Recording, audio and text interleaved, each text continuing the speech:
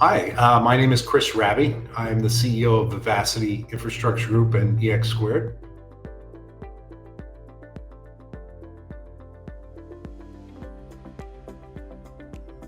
I learned very early on that not every engineer is a good communicator.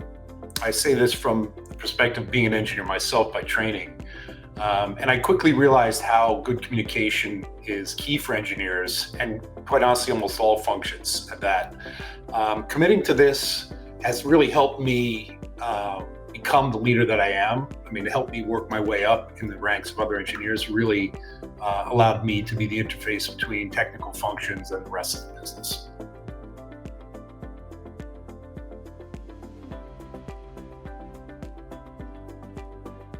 Yeah, I've heard the stories of some leaders who do really amazing things, but I'm not sure I have anything that really is revolutionary. I guess thinking through it a little bit, I'd say a couple of things come to mind for me. Is that I use my quiet time, what I call my quiet time, or the time in the morning before the day gets going, to get a few important things done and map out my plan for the day just to make sure that I'm productive and I hit some key goals. I'd say one of the other things is that I protect my calendar from being overrun with transactional meetings. I think as you kind of go up in kind of level in the company and you have more and more responsibility, I think it's a very easy trap to fall into because you really need to keep time open for thinking and planning, especially when you get to be the CEO. You're not doing the thoughtful stuff that really can come back to bite you. And I'd say perhaps the third thing is that I try always to take time to explain the quote unquote why behind why we do things, especially when change is involved. I've worked for some leaders who've done that really well, and I've worked for some leaders who haven't really taken the time to explain the why. And I find that the ones who do that are far more successful on average.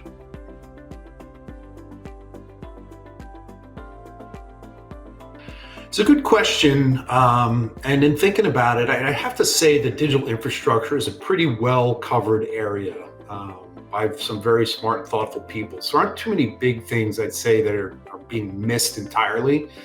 One of the things I think a little bit about is how, there's a lot of focus on building out the infrastructure that supports the needs of hyperscalers and AI in general, which today feels like, you build a big data center campus with huge power needs and lots of connectivity between them to support what we see as explosive growth in AI.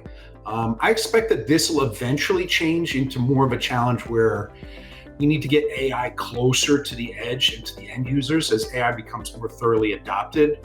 I think latency becomes a critical factor in that phase of the game. And I think perhaps there's a lot of focus on the central core part right now, but a little bit less so on the edge.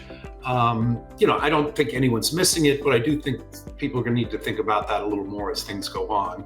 One other area I'd say doesn't get a ton of focus is quantum computing and quantum communications.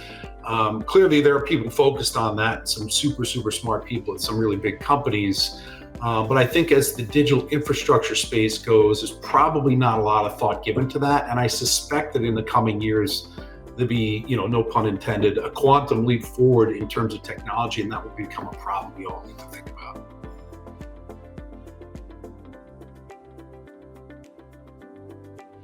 Well, I'd say it'd be hard to pick just one, but a couple of customer-specific moments came to mind when I was thinking about this.